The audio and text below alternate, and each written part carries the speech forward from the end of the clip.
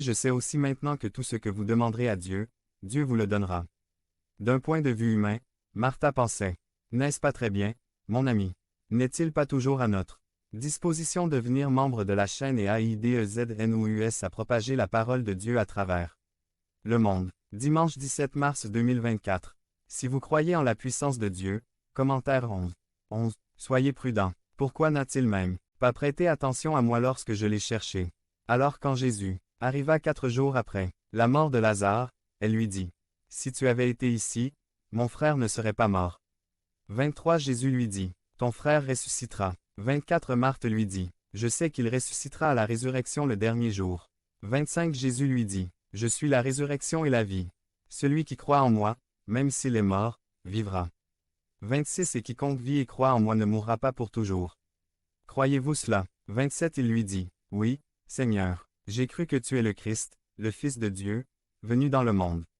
Je suis surprise par ces deux sœurs Marthe et Marie de Béthanie, elles étaient bien disciplinées, elles avaient de solides connaissances doctrinales, et aussi beaucoup de confiance dans le Seigneur Jésus, en comparant les deux, la foi de Marie est plus solide.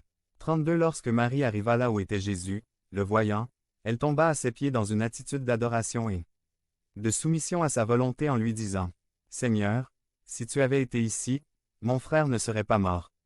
33 Alors Jésus, la voyant pleurer, et les Juifs qui étaient avec elle qui pleuraient aussi, fut secoué en esprit et ému. 35 Jésus pleura. 36 Alors les Juifs dirent, voyez comme il l'aimait, et maintenant, lui aussi pleure d'impuissance et de culpabilité d'avoir tardé. 37 Et certains d'entre eux dirent, cet homme, qui a ouvert les yeux de l'aveugle, n'aurait-il pas aussi pu empêcher Lazare de mourir? 38 Jésus, encore profondément ému, se dirigea vers le tombeau. C'était une grotte sur laquelle était placée une pierre. 39 Jésus dit, enlevez la pierre. Marthe, la sœur du défunt, lui dit, Seigneur, ça pue déjà, parce que ça fait 4 jours. 40 Jésus lui dit, ne t'ai-je pas dit que si tu crois, tu verras la gloire de Dieu? 41 Puis ils enlevèrent la pierre sur laquelle le mort avait été déposé. Et Jésus, levant les yeux au ciel, dit, Père, je te remercie de m'avoir entendu. 42 Je savais que tu m'entendais toujours.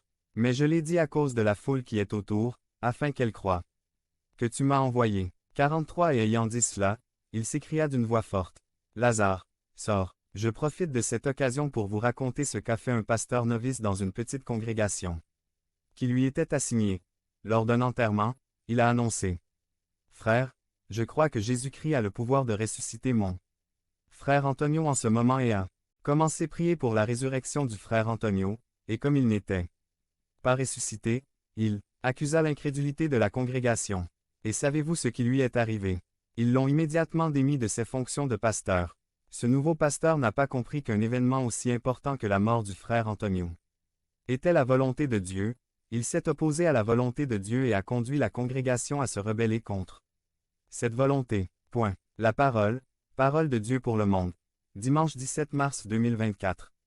Parler à Dieu en 5 minutes. Description de la vidéo de Dieu. Remarquons que Jésus-Christ a dit, Jean 11:4 Cette maladie ne mène pas à la mort, mais pour la gloire de Dieu, afin que le Fils de Dieu soit glorifié par elle. Et c'est pour cette raison qu'il a permis à la mort de Lazare de le ressusciter. Ici, la Bible présente Jésus donnant un ordre à un mort. Personne ne l'avait jamais fait. Parce que les morts ne peuvent pas entendre, penser ou obéir, ils n'ont ni la volonté ni le pouvoir de faire quoi que ce soit. Leur état est celui d'une incapacité totale. 44 Et celui qui était mort sortit, les mains et les pieds liés avec des bandages, et le visage enveloppé dans un linceul. Jésus-Christ a pu faire ce qui est humainement impossible. Pourquoi Lazare a-t-il obéi? Parce que d'abord Jésus lui a donné la vie, ensuite il a pu entendre l'appel et obéir c'est le processus du salut, c'est la puissance de la parole de Dieu, la puissance de l'Évangile. Je suis la résurrection et la vie. L'Évangile ordonne aux ossements desséchés de revivre, que les morts comprennent, se repentent et croient. L'Évangile commande quelque chose que les hommes dans leurs conditions naturelles ne peuvent pas faire. Dans le texte suivant, la Bible ne parle pas de Lazare seul, mais de nous tous. EPH 2. 1 Et il vous a donné la vie, lorsque vous étiez morts par vos offenses et par vos péchés. 2 Dans lesquels vous marchiez autrefois, en suivant le courant de ce monde, selon le prince de la puissance de l'air, l'esprit qui est maintenant à l'œuvre chez les enfants de la désobéissance. 3 parmi lesquels nous aussi avons tous vécu autrefois dans les désirs de notre chair, faisant la volonté de la chair, et de pensée, et nous étions par nature des enfants de colère, comme les autres. C'est le grand problème de l'homme, il est totalement mort spirituellement, totalement incapable de chercher Dieu, d'entendre sa parole et encore moins capable de lui obéir. Le salaire du péché est la mort.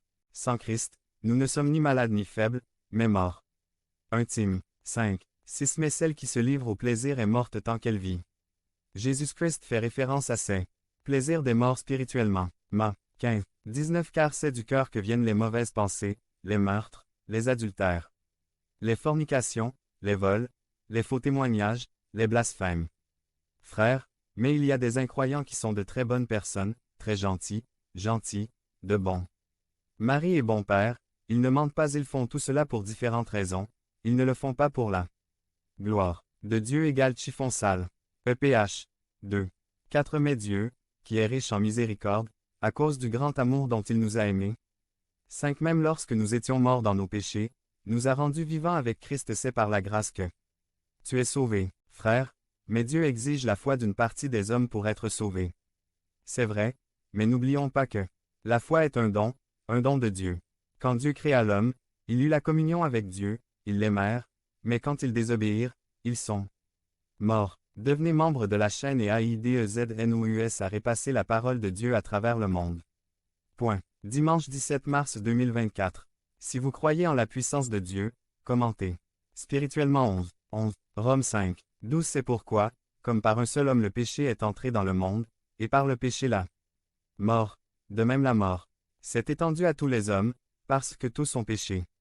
Dieu commande aux pécheurs de se repentir, de croire en Jésus-Christ,